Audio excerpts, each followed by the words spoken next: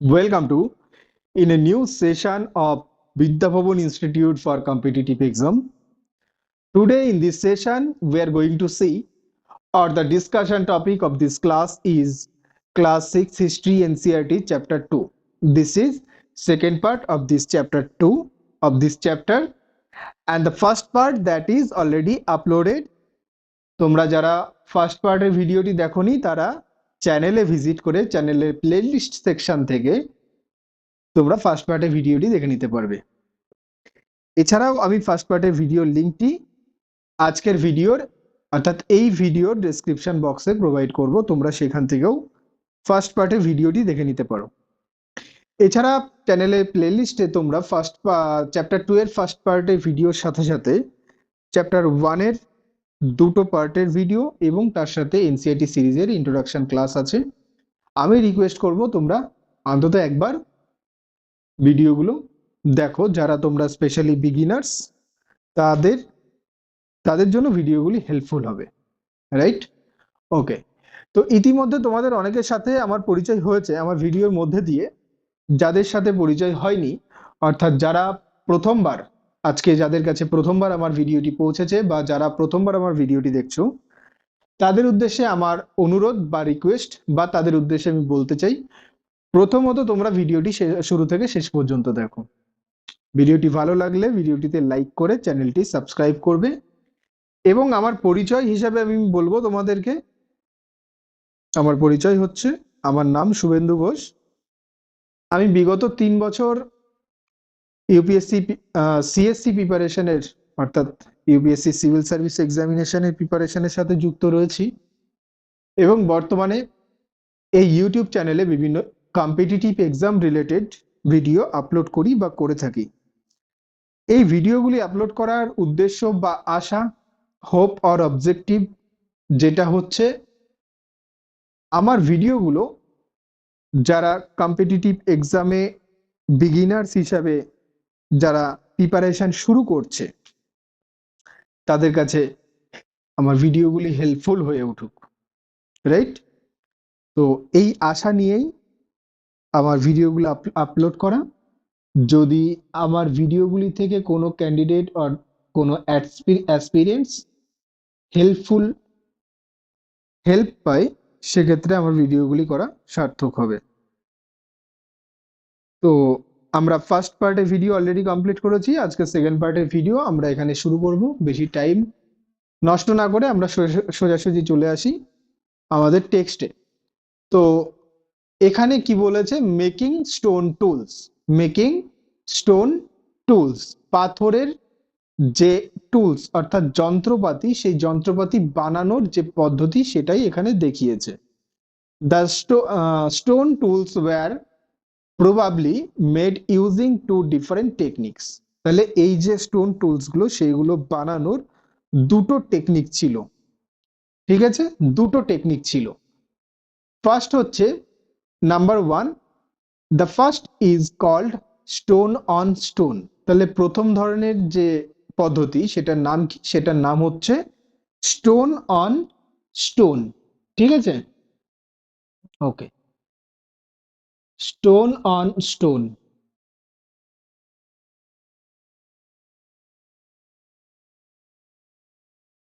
Here the pebble from which the tool was to be made, also called the core, was held in one hand. Another stone which was used as hammer was held in the other hand. The second stone was used to strike off flakes from the first till the required shape was obtaining. তো stone on stone হচ্ছে একটা পদ্ধতি, যে পদ্ধতিতে এই earliest পিপলরা তারা stone tools making করত। তো এখানে যেটা বলেছে সেক্ষেত্রে তারা কি করতো, তারা দুটো সাইজের পাথরকে তারা হাতে নিত, ঠিক আছে? এক হাতে তারা যে পাথরের থেকে অস্ত্র বানানো হবে সেই পাথরটা নিত এরকম ভাবে, আর এক হাতে তারা আর একটা পাথর নিত, যেটাকে তারা হ্যামার হিসাবে অর্থাৎ হাতুড়ি হিসাবে ব্যবহার করত। মনে করো এটা আমি হ্যামার হিসাবে ইউজ করছি, এটা এটা আমার কাছে একটা পাথর যেটার থেকে আমি টুলস মেকিং করব, এটা দিয়ে আমি টুলস মেকিং করব, এটার থেকে আমার টুলসটা তৈরি হবে। তাহলে এটাকে কি বলছে? এটাকে বলছে কোর। এটাকে কি বলছে? এটাকে বলছে কোর। ওকে, আমি এবার এটাকে দিয়ে এটাকে এটার উপরে আহ স্ট্রাইক করে করে, ঠিক আছে, এটার উপরে আমি বাড়ি মেরে মেরে এটার আমি এটার যে টুকরো টুকরো সেই টুকরো টুকরো ভাঙবো, ভাঙতে ভাঙতে এটার একটা শেপে নিয়ে আসবো, যে শেপটা আমার প্রয়োজন। তো এটাই বলেছে এখানে মেনলি, এই যে প্রসেসটা এটাকে বলছে স্টোন অন স্টোন, রাইট? বেশ, নেক্সট কি বলেছে? Pressure flaking. নেক্সট প্রসেস হচ্ছে pressure flaking. Here, the core was placed on a firm surface. The hammer stone was used on a piece of bone or stone that was placed on the core to remove flakes that could be sharp into tools. তো এই যে second যে পদ্ধতি, যেটা হচ্ছে pressure flaking, pressure flaking এর ক্ষেত্রে কি করা হতো? ফার্স্টে টুল সরি ফার্স্ট হচ্ছে স্টোন অন স্টোনের বিষয়টা আমরা দেখলাম।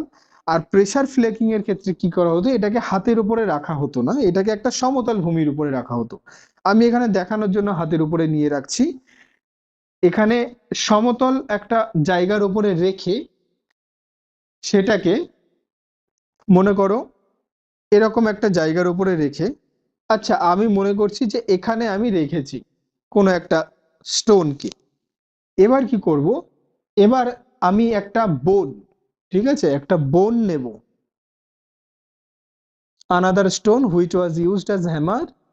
The second stone was used to strike off flakes. Uh, sorry, pressure flaking. Here the core was placed on firm surface. ঠিক আছে, firm surface. The hammer stone was used on a piece of bone. তাহলে hammer stone, মনে করো যে এইটা হচ্ছে আমার hammer stone, এটা হচ্ছে আমার হ্যামার স্টোন, এটা হচ্ছে আমার একটা পিস অফ বোন। এই বোনটাকে আমি রেখে আমি এটার উপরে বাড়ি মারছি, তাহলে পরে কি হচ্ছে? আমার যে যে পাথরটা যেটার থেকে আমি যন্ত্র তৈরি করব সেটা কিন্তু একটা শেপে ক্রিয়েট হচ্ছে। আমি বোঝাতে পারছি? তোমরা এখন কিন্তু অনেক ক্ষেত্রে দেখবা যেখানে কাঠের মিস্ত্রিরা কাজ করে তাদের হাতে একটা যন্ত্র থাকে, যেটার নাম হচ্ছে বাটালি। হয়তো তোমরা অনেকেই দেখেছো। ওটার শেপটা খানিকটা হচ্ছে এরকম ধরনের খানিকটা শেপ থাকে। তো যেটাকে কাঠের উপরে রেখে আর এক হাতে সেটার উপরে হাতুড়ি দিয়ে বাড়ি মারে, হাতুড়ি দিয়ে বাড়ি মারলে তার যে ধারালো সাইডটা সেটা কাঠের উপরে থাকে। যখনই তার পিছনে বাড়ি মারা হয় তাহলে তার যে সামনের যে ধারালো অংশটা, ধারালো সাইডটা, সেটা দিয়ে কিন্তু কাঠ কাটা হয়। যখন কাঠের কোনো একটা নির্দিষ্ট অংশকে নির্দিষ্ট একটা শেপের জন্য তৈরি করতে হবে, তখন এই ধরনের যন্ত্রগুলো ব্যবহার করা হয়ে থাকে। এখন তো গ্রাইন্ডার ফ্রেন্ডার অন্যরকম নানান টেকনোলজি চলে এসেছে, তবে এই জিনিসগুলো ব্যবহার করা হয়ে থাকতো। সেই জিনিসগুলো এই প্রাচীন সময়েও কিন্তু মানুষদের মানুষদের চিন্তার মধ্যে বা মানুষদের স্কিলের মধ্যে এই সেম প্রসেস কিন্তু মানে অবস্থান করতো, right? Okay, next, finding about the fire.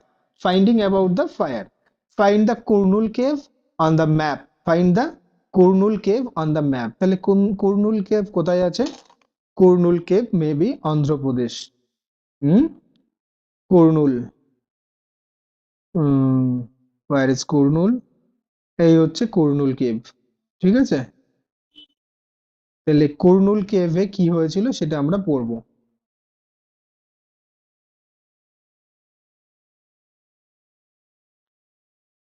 Hmm, trace of ash has been found here. Trace Traces of ash has been found here. These suggest that people were familiar with the use of fire. Fire could have been used for many things, as a source of light to roast meat, as a source of light to roast meat, and to scare away animals. তো এই যে Kurnool cave অন্ধ্রপ্রদেশে অবস্থিত, আমি লোকেশনটা just দেখালাম। সেখানে আগুনের ছাইকে trace করা গিয়েছে, আগুনের ছাই পাওয়া গিয়েছে, রাইট? তো যে কারণের জন্য এটা ধরা হয় যে সেখানে বসবাসকারী মানুষরা আগুনের ব্যবহার জানতো। আগুন তারা কেন ব্যবহার করত? প্রথমত তারা আগুন ব্যবহার করত লাইটের সোর্স হিসাবে, অন্ধকারের মধ্যে আগুন জ্বালালে লাইট পাওয়া যায়। সেকেন্ড, তারা ব্যবহার করত মাংসকে রোস্ট করার জন্য। থার্ড, তারা ব্যবহার করত অন্য অ্যানিমেলসদেরকে, বন্য অ্যানিমেলস, বাঘ সিংহ ধরতে পারো, তাদেরকে ভয় দেখানোর জন্য। আর চেঞ্জিং এনভায়রনমেন্ট, এবার আসছি আমরা এনভায়রনমেন্ট চেঞ্জের বিষয়ে। এনভায়রনমেন্ট চেঞ্জ কবে হয়েছিল, এই সমস্ত টপিকগুলো, এগুলো কিন্তু পাতি টপিক, ক্লাস 6 এর বুকস থেকে আমরা পড়াশোনা করছি বর্তমানে। আমরা ক্লাস 6 এর বুকসের থেকেই পড়া শুরু করতে হয় প্রিপারেশনের জন্য, কিন্তু এটা মাথায় রাখতে হবে যে আমরা ক্লাস 6 এর বুকস পড়তে পড়তে আমরা ক্লাস 6 এর স্টুডেন্ট হয়ে যাব না। অর্থাৎ আমরা শুধুমাত্র যেটা পড়ছি লাইন বাই লাইন সেটাই আমরা দেখব বা সেটাই আমরা বুঝবো তা নয়, আমাদের এর সাথে সাথে কিন্তু এই বিষয়গুলোকে মডার্ন অ্যাসপেক্টসে এবং সেই সময়তেও মাল্টি ডাইমেনশনাল অ্যাসপেক্টস এর সাথে কিন্তু আমাদেরকে কি করতে হবে, কোরিলেট করতে হবে। যেখানে যেখানে পয়েন্ট আসবে আমি তোমাদেরকে বোঝাবো, বলবো, তোমরা পয়েন্টগুলোকে নোট করবে। আর changing environment around 12,000 years ago, তাহলে পরে আমি যদি, আচ্ছা ঠিক আছে এখানে থাক, আমি নেক্সট নেক্সট করাচ্ছি। Around 12,000 years ago, there were major change in the climate of the world, was a shift to relatively warm conditions in many areas. This led to the development of grassland. This in turn, this in turn led to an increase in the number of deers, antelopes, goat, sheep, and cattle. Animals that survive on grass, animals that survive on the grass. তো দেখো আমি এখানে geographical যে অ্যাসপেক্টটা রয়েছে, কেন 12,000 বছর পূর্বে পৃথিবীর ক্লাইমেট চেঞ্জ হয়েছিল, ঠিক আছে? তো সেই বিষয়টা এখানে আমি এখনই টানছি না, সেটা আমি পরেও এই চ্যাপ্টারের শেষে আরেকটা পয়েন্ট পাবো, সেখানে আমি তোমাদেরকে ওই কনসেপ্টটা কোরিলেট করাবো।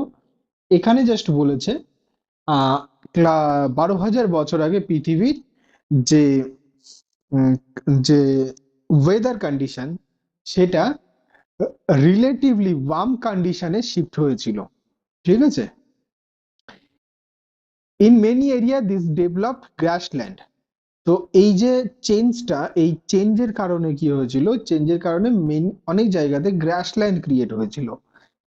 এবার যখনই গ্রাসল্যান্ড ক্রিয়েট হচ্ছে তখন গ্রাসল্যান্ডকে কেন্দ্র করে বেঁচে থাকা বিভিন্ন ধরনের পশু, যেমন deer, antelope, goat, sheep and cattle, তাদের সংখ্যা কিন্তু অটোমেটিক ন্যাচারালি বেড়ে যাবে, ঠিক আছে? Those who hunted these animals now followed them, learning about their food habits and their breeding seasons.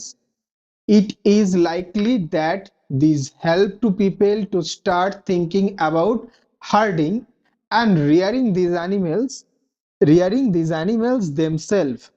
Fishing also become important. তাহলে পরে দেখো একটা জিনিস, মানুষের মধ্যে একটা চেঞ্জেস কিন্তু শুধুমাত্র মানুষ মানে নেচারের মধ্যে একটা চেঞ্জেসটা কিন্তু শুধুমাত্র নেচারের মধ্যে সীমাবদ্ধ থাকলো না, চেঞ্জেসটা কিন্তু প্রায় নেচারের সাথে রিলেটেড সমস্ত কিছুর মধ্যেই কিন্তু এই চেঞ্জেসটা লক্ষ্য করা গেল। ফার্স্ট, অ্যারাউন্ড 12,000 ইয়ার্স এগো সেই টাইমে কি হলো, ক্লাইমেট চেঞ্জ হলো। ক্লাইমেট চেঞ্জ হওয়ার সাথে সাথে কি হলো, গ্রাসল্যান্ডের সংখ্যা বাড়তে থাকলো। তার আগে মেইনলি কি ছিল, মেইনলি আইস এজ ছিল। আইস এজের পরে যখন ধীরে ধীরে ওয়ার্ম কন্ডিশন ক্রিয়েট হলো, তখন যে অঞ্চলগুলো বরফে ঢাকা ছিল সেই অঞ্চলগুলোতে কি হলো, সেই জায়গাগুলোতে কি হলো, বরফ মুক্ত হওয়ার পরে, সূর্যের কিরণ পাওয়ার পরে সেখানে ঘাস জন্মালো। চারিদিকে যখন ঘাসের যে কোয়ান্টিটি, ঘাসের বা তৃণভূমির যে এরিয়া, সেটা যখন বৃদ্ধি পেল, তখন সেই তৃণভূমিকে কেন্দ্র করে বেঁচে থাকা যে প্রাণীরা, তাদের সংখ্যাও কিন্তু বৃদ্ধি পেল। এবার মানুষরা আগে যদি কোনো একটা এরিয়াতে 5টা হরিণ পাওয়া যেত, মানুষ তাদেরকে খাদ্য হিসাবে গ্রহণ করত বা খাদ্য হিসাবে তাদেরকে টার্গেট করে রাখতো। কিন্তু একটা এরিয়াতে এখন যদি 50টা বা 500টা হরিণ পাওয়া যায়, সেক্ষেত্রে মানুষ খাওয়ার জন্য হয়তো বেশি বেশি কিছু সংখ্যক হরিণকে ব্যবহার করতে পারে, বাকি সবগুলোকে তো আর মানুষ খেয়ে নিতে পারবে না। মানুষ তো একবারে ধরে এক একটা হরিণকে তো আর খেয়ে নিতে পারবে না। তো তখন তারা কি করলো, এই হরিণ শুধুমাত্র আমি এক্সাম্পল হিসাবে দিলাম, এই হরিণের মতন বিভিন্ন অন্যান্য প্রাণীরাও ছিল, যেমন ক্যাটেলস ছিল, ভেড়া, ছাগল ইত্যাদি, গরু। হুম। তো মানুষরা তখন তাদেরকে তাদের গতিবিধি লক্ষ্য করলো, তারা কি খায়, তারা কি, তাদের মানে কিরকম আচরণ, তাদের লাইফ স্টাইলটা কিরকম, তাদের ব্রিডিং সিজনটা কখন, ঠিক আছে, এইগুলো দেখে যখন মানুষ তাদের সম্পর্কে একটা নলেজ গেইন করলো, তখন মানুষ, সেই সময়কার মানুষরা নিজেরাই তখন সেই আহ প্রাণীদেরকে পালন করতে শুরু করলো। তাহলে এটা কি হলো, মানুষ এতদিন ছিল কি, এতদিন ছিল শিকারী মানুষ। কিভাবে শিকারী ছিল, না খাবার জোগাড়ের জন্য তারা শিকার করত, যে কারণের জন্য তাদের নাম হয়েছিল শিকারী মানুষ। আর কিছু না, আর কি, আর একটা নাম কি ছিল, গ্যাদারার, অর্থাৎ সংগ্রাহক মানুষ। সংগ্রাহক মানুষ কিভাবে ছিল, না তারা তাদের খাদ্য বিভিন্ন গাছের পাতা ফলমূল থেকে জোগাড় করতো, যে কারণের জন্য তারা গ্যাদার করতো বলে তাদেরকে গ্যাদারার পিপল বলা হতো। এবার মানুষ কিন্তু হয়ে গেল কি, পশুপালক। পশুপালক অর্থাৎ হচ্ছে হার্ডার। তাহলে এখন হচ্ছে হার্ডার ম্যান। ঠিক আছে।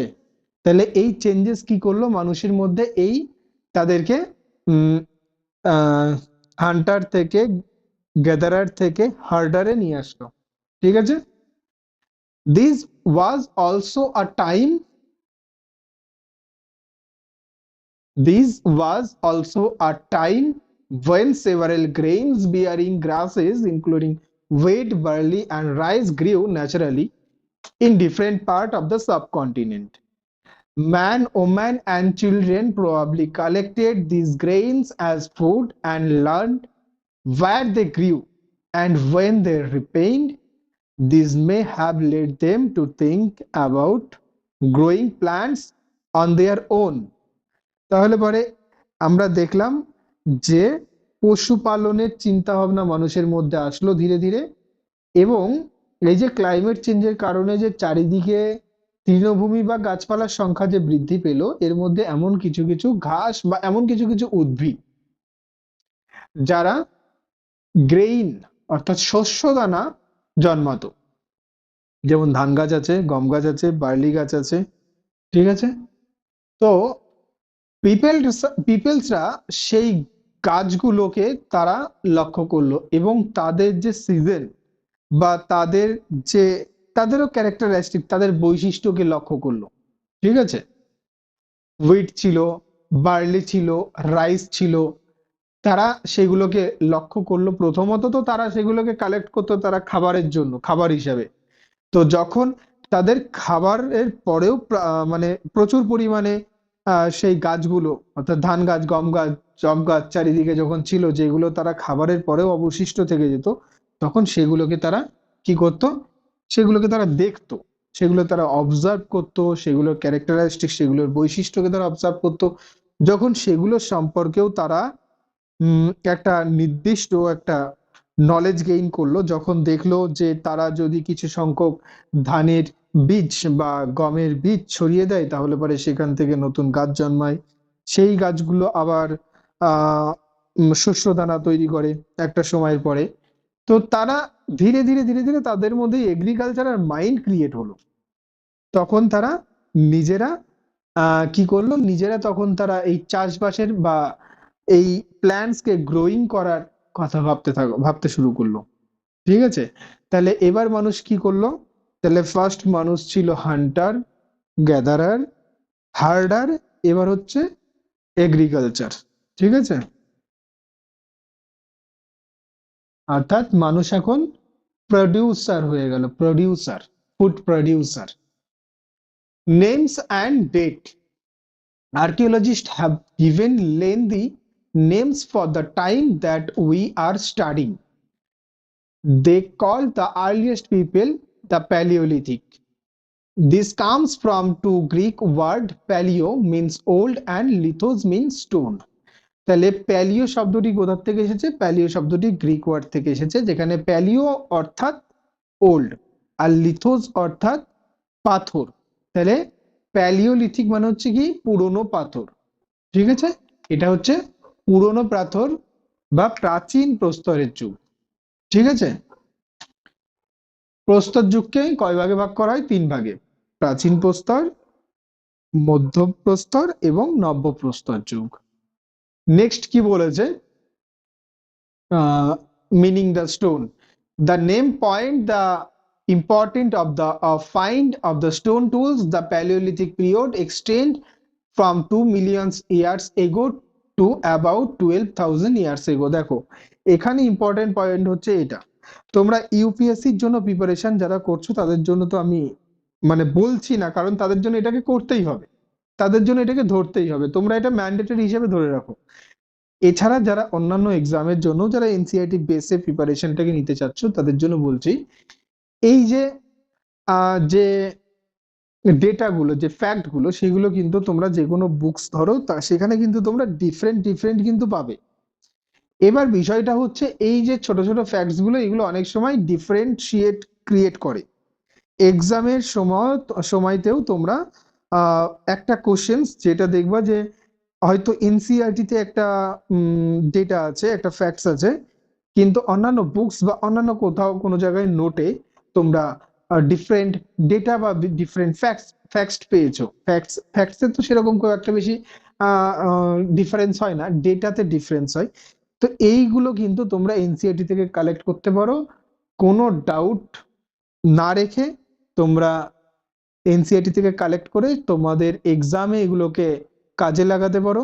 এখান থেকে তোমাদেরকে তোমাদের এগেনস্টে চ্যালেঞ্জ করার মতন কেউ থাকবে না, ঠিক আছে? যদি এনসিইআরটি ডেটাকে কেউ ভুল বলে, মানে মনে করো এমন একটা কোশ্চেন দিল যেখানে তুমি এনসিইআরটি ডেটা অনুসারে তুমি সেখানে আনসার করে আসলে, কিন্তু তুমি আনসারটা রং, তোমার এক্সামিনার তোমার আনসারটা রং করলো, সেক্ষেত্রে কিন্তু তোমরা সেটার এগেনস্টে তোমরা আগের স্টেপে তোমরা এগোতে পারবে। তো আমি সবসময় বলবো তোমরা ডেটা এবং ফ্যাক্টস গুলো যদি সম্ভব হয় তোমাদের দ্বারা, তাহলে পরে তোমরা এনসিইআরটি থেকে করো। তোমরা নিজে পড়ে করতে পারো বা তোমরা যে কোনো সোর্স থেকে করতে পারো, এনসিইআরটি ধরে করার চেষ্টা করো। এনসিইআরটি কিন্তু খুবই গুরুত্বপূর্ণ সোর্স। আচ্ছা, তাহলে পরে আমরা দেখলাম যেটা, সেটা হচ্ছে যে যে প্যালিওলিথিক এজ বা প্রাচীন প্রস্তর যুগটা, প্রাচীন প্রস্তর যুগের সময়কালটা কত, মানে কত থেকে কত সময়, বা আমরা কোন সময়টাকে প্রাচীন প্রস্তর যুগ হিসেবে ধরবো? প্রাচীন প্রস্তর যুগ হিসাবে আমরা ধরবো হচ্ছে 2 লক্ষ 2 million years ago, from 2 million years ago to 12,000 years ago, অর্থাৎ 20 লক্ষ বছর পূর্বে থেকে 12,000 বছর পর্যন্ত এই যে সময়কাল, এই সময়কে আমরা প্রাচীন প্রস্তরের যুগ বলবো, ঠিক আছে? This long stretch of time is divided into lower, middle and upper palaeolithic, ঠিক আছে?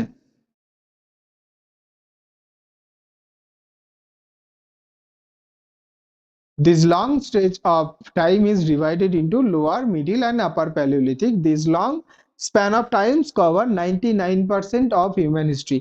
অর্থাৎ হিউম্যানের এভলিউশন, আমরা এখন যেটা আছি সেটা কিন্তু আমরা সিভিলাইজেশনের এভলিউশনে আছি। ভালো করে বুঝবে বিষয়টা। একসময় হিউম্যান ক্রিয়েট হলো, হিউম্যানের ডেভেলপমেন্ট হলো, হিউম্যানের এভলিউশনের মধ্যে দিয়ে হিউম্যানের ডেভেলপড হলো, একটা সময় এসে হোমোসেপিয়েন্স ক্রিয়েট হলো, রাইট? একটা সময় এসে পরিণত মানুষ ক্রিয়েট হলো। এবার পরিণত মানুষ তার ইনভেনশনের দ্বারা বা তার বুদ্ধিমত্তার দ্বারা সে কি করলো, আগে তার সভ্যতাকে এগিয়ে নিয়ে চললো। তাহলে পরে আমরা এখন কি আছে, সভ্যতার এগোনোর পর্যায়ে আছি। তো এই যে মানুষের যে হিস্ট্রি, অর্থাৎ মানুষের শুরু থেকে মানুষের ডেভেলপমেন্ট পর্যন্ত, এর যে 99% যে পোর্শনটা, সেটা কিন্তু এই টাইমের মধ্যে কভার হয়ে গেছে, 20 লক্ষ থেকে 12,000 বছরের মধ্যে, 12,000 বছর পূর্বে এই যে সময়টা, তার মধ্যে। এই সময়টাকে প্রধানত তিনটে ভাগে ভাগ করছে, অর্থাৎ এই যে প্যালিওলিথিক প্রাচীন প্রস্তরের যুগ, তাকে তিনটে ভাগে ভাগ করছে। একটা হচ্ছে লোয়ার, মিডিল অ্যান্ড আপার। ঠিক আছে? তো অনেকেরই কনফিউশন থাকে, লোয়ার আগে না আপার আগে। তো লোয়ারটা হচ্ছে আগে, ঠিক আছে? লোয়ার আগে এসেছে, তারপরে এসেছে মিডল, তারপরে এসেছে আপার। অর্থাৎ আপারটা কিন্তু কম্পারেটিভলি লোয়ারের থেকে নতুন বা ইয়ং বলতে পারো, রাইট? আচ্ছা, তো হিউম্যানের যে হিস্ট্রি, তার 99% কিন্তু এই 20 লক্ষ থেকে 12,000 বছর পূর্ব এই যে সময়টা, তার মধ্যে কভার হয়ে যাচ্ছে।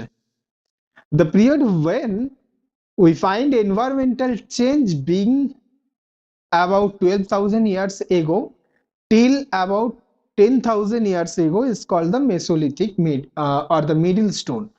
তো যখন ক্লাইমেট চেঞ্জের বিষয়টি ঘটলো 12,000 বছর পূর্বে, সেই সময় থেকে 10,000 বছর পূর্ব পর্যন্ত এই যে টাইমটা, এটাকে কি বলছে, মেসোলিথিক, মধ্যপ্রস্তর যুগ। Stone tools found during this period and are generally teeny and are called microliths. ঠিক আছে? Microliths were probably stuck on handles of bone or wood to make tools such as saw and sickles. At the time, older varieties of tools continue to be used. তাহলে পরে mesolithic সময়কাল কত থেকে কত? Mesolithic সময়কাল হচ্ছে 12,000 বছর পূর্বে সময় থেকে 10,000 বছর পূর্ব সময়কালের মধ্যবর্তী যে সময়টা, তাকে মেসোলিথিক বলছে। মেসোলিথিক শব্দটার অর্থ মেসো অর্থাৎ মিডিল, লিথিক মিন্স স্টোন, তাহলে মিডিল স্টোন এজ। এই সময়তে যে যন্ত্রগুলো ব্যবহার করা হতো, অর্থাৎ অস্ত্রগুলো যেগুলো ছিল, তাদের ব্যবহার্য যে যন্ত্র বা অস্ত্র যেগুলো ছিল, সেগুলো কিন্তু অপেক্ষাকৃত কি ছিল, ছোট ছিল। অপেক্ষাকৃত ছোট ছিল, যেগুলোকে মাইক্রোলিথস বলা হতো। তাহলে পরে যদি কোশ্চেন দেয়, সিম্পল কোশ্চেন, একদম পুরো সিম্পল কোশ্চেন, মাইক্রোলিথস টুলস কোন সময় ব্যবহার হতো? Palaeolithic, mesolithic, neolithic. তো মাইক্রোলিথ নামটা শুনে এখানে একটা কনফিউশন চলে আসতে পারে, হয়তো এটা নিওলিথিক এজের, কিন্তু এটা নিওলিথিক এজের না, এটা হচ্ছে মেসোলিথিক এজের। নেক্সট কি বলেছে, the next stage from about 10,000 years ago is known as Neolithic. You will be learn about the Neolithic in chapter 3. We have also mentioned the name of some place. You will find the name of many more place in later chapter. Very often we use present day name of the place where people lived in the past because we do not know what they called them. ঠিক আছে? এখানে অনেক প্লেসকে mention করা হচ্ছে যেখানে মানুষটা আগে বসবাস করত। তার মধ্যে অনেক জায়গাতে প্রেজেন্ট নামকে মেনশন করা আছে, কারণ আর্কিওলজিস্ট বা হিস্টোরিয়ানসরা জানতে পারেনি সেই জায়গাগুলোকে পিপলসরা কি নামে ডাকতো। ঠিক আছে? নেক্সট হচ্ছে rock painting and what they tell us. তো এই রক পেইন্টিংটা কিন্তু, এটা কিন্তু একটা, মানে এই পোর্শনটা কিন্তু তোমাদের আর্ট অ্যান্ড কালচারের, ঠিক আছে, আর্ট অ্যান্ড কালচারের, যেটা ক্লাস 6-এর হিস্ট্রি এনসিইআরটি তোমাদেরকে তুলে ধরছে প্রাচীন যুগে মানুষের আর্ট অ্যান্ড কালচারের সাইডটা কেমন ছিল। ঠিক আছে? হয়তো ক্লাস সিক্সে সেরকম বেশি কিছু ইনফরমেশন নেই, তো যা আছে সেটাকে তোমরা অবশ্যই কালেক্ট করো। কি বলেছে? Rock painting and what they tell us, many of the caves in which these early people lived have painting on the walls. Some of the best examples are from Madhya Pradesh and southern Uttar Pradesh. These paintings show wild animal. কি কি ছিল তাদের যে painting গুলোর topic কি কি ছিল? Wild animal ছিল, drawn with great accuracy and skills. A painting from a rock shelter describe the painting.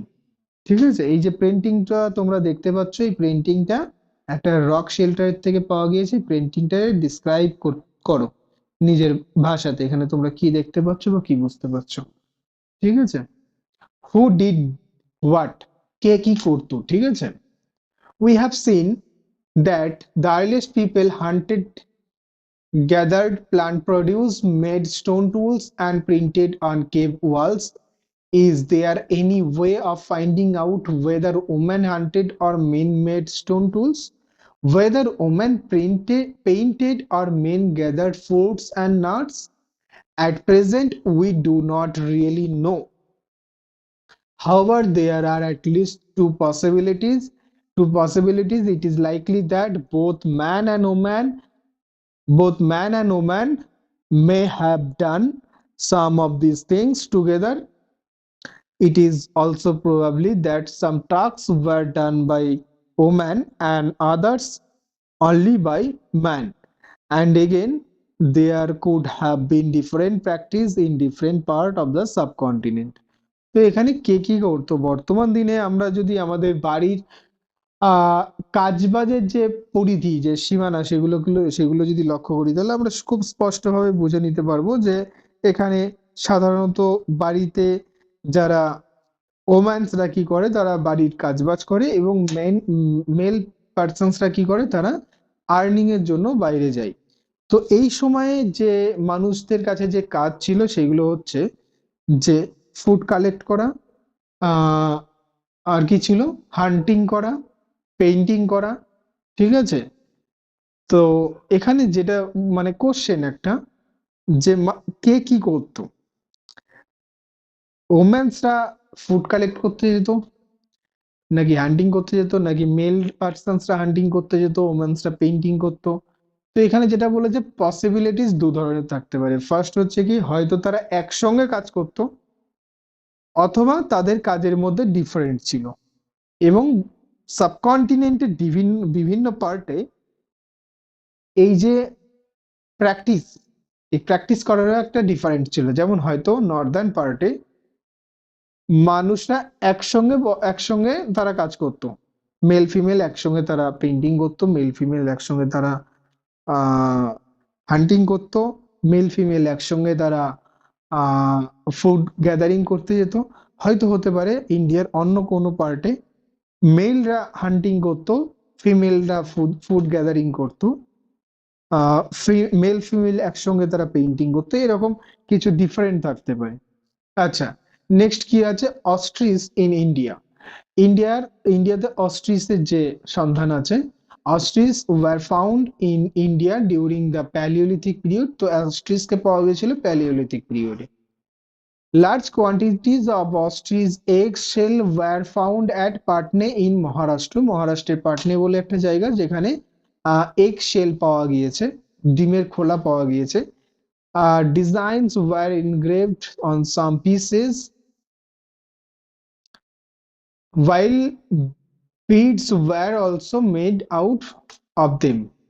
ঠিক আছে, তাদেরকে ডিজাইন করা ছিল, এনগ্রেভস অফ সাম পিসেস, কিছু পিসের উপরে মানে ডিজাইন করা ছিল, এবং সেগুলো দিয়ে কিছু বিডস, পুঁথিও তৈরি করা হয়েছিল। ঠিক আছে, a closer look Hangsky find out the map to a number of early Paleolithic site where we found here were found here. At some site, a large number of tools used for all sort of activities were found. These were probably, তাহলে হাংস্কি কোথায় আছে? হাংস্কি আছে কর্ণাটকাতে। এই হচ্ছে হাংস্কি। ঠিক আছে। আচ্ছা, তো হাংস্কিতে নেক্সট কি আছে, নেক্সট ইনফরমেশন, হুম, হ্যাবিটেশন কাম ফ্যাক্টরি সাইট। তাহলে হাংস্কি কি ছিল? হ্যাবিটেশন কাম ফ্যাক্টরি সাইট ছিল, right? Habitation cum factory site. In some of the other smaller site, there is evidence to suggest that tools were made. Some of the sites were close to springs. Close to springs. Most tools were made from the limestone which was locally available. তাহলে বেশিরভাগ tools কিসের দ্বারা তৈরি হতো? Limestone দিয়ে, ঠিক আছে। Elsewhere, find France your atlas. অ্যাটলাসে ফ্রান্সকে খুঁজে বের করো। the painting the painting below in from a cave in France. তো এই যে পেইন্টিংটা, এটা ফ্রান্সের একটি কেভের থেকে পাওয়া গিয়েছে, ঠিক আছে। This site was discovered by 4 school students more than 100 years ago. Paintings like these were made between 20,000 and 10,000 years ago. Many of these were of animals such as wild horse, auros, an older wild form of cattle, bisons, woolly rhinoceros, reindeer and bear painted in bright color. These color were made from minerals like ochre from iron ore and charcoal. It is possible that these paintings were done on ceremonial occasions, or perhaps they were made for special ritual performed by hunted before they went in search of prey. আচ্ছা, তো এই যে যে পেইন্টিংটা, এটার সম্পর্কে বলেছে, এটা ফ্রান্সের একটি যে হচ্ছে ফ্রান্সের একটি কেভের থেকে পাওয়া গিয়েছে, যেগুলো 4টে স্কুল স্টুডেন্ট ফাইন্ড করেছিল 100 বছর আগে। এই পেইন্টিংটা সম্ভবত 20,000 বছর পূর্ব থেকে 10,000 বছর পূর্ববর্তী সময়ের মধ্যবর্তী সময়ে এ করা হয়েছে। এগুলো যেগুলো লোহার যে আকরিক, তার থেকে এর যে ব্রাইট কালারটা, সেই কালারটা তৈরি করা হয়েছিল, ঠিক আছে। সিম্পল কিছু ইনফরমেশন দিয়েছে। তো যাই হোক, আমরা সাকসেসফুলি এই চ্যাপ্টারটা কমপ্লিট করলাম। আমি হয়তো আর একটা দুটো চ্যাপ্টার কমপ্লিট করে টোটাল একসঙ্গে 2-3টে চ্যাপ্টারের আমি নোটস তোমাদেরকে প্রোভাইড করে দেবো। কারণ একটা চ্যাপ্টার ফার্স্ট চ্যাপ্টারটার থেকে হয়তো বেশি বেশি একটা পেজের একটা নোটস ক্রিয়েট হবে, সেকেন্ড চ্যাপ্টারের থেকেও বেশি বেশি খুব হলে 1 থেকে 1.5 পেজ, 1 পেজের একটা নোট ক্রিয়েট হবে। তাহলে পরে আমি যদি একসঙ্গে 2-3টে পেজের নোটস ক্রিয়েট করে যদি একটা ভিডিও করে যদি তোমাদেরকে মানে আপলোড করে দিই, তাহলে পরে সেখান থেকে তোমরা একটা ভিডিওর মধ্যে তোমাদের 2-3টে চ্যাপ্টারের যে নোট, সেটা তোমরা একবারে পেয়ে যাবে। যে কারণের জন্য আমি তোমাদেরকে পার্টে পার্টে চ্যাপ্টার ওয়াইজ নোট দিচ্ছি না, একসঙ্গে 2-3টে চ্যাপ্টার কমপ্লিট করিয়ে আমি একসঙ্গে 2-3টে চ্যাপ্টারের নোটকে প্রোভাইড করে দেবো, রাইট? তো সাকসেসফুলি আমরা সেকেন্ড চ্যাপ্টারকে কমপ্লিট করলাম।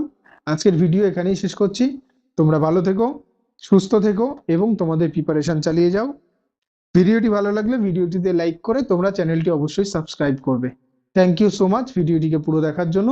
নেক্সট ভিডিওতে আবার দেখা হচ্ছে।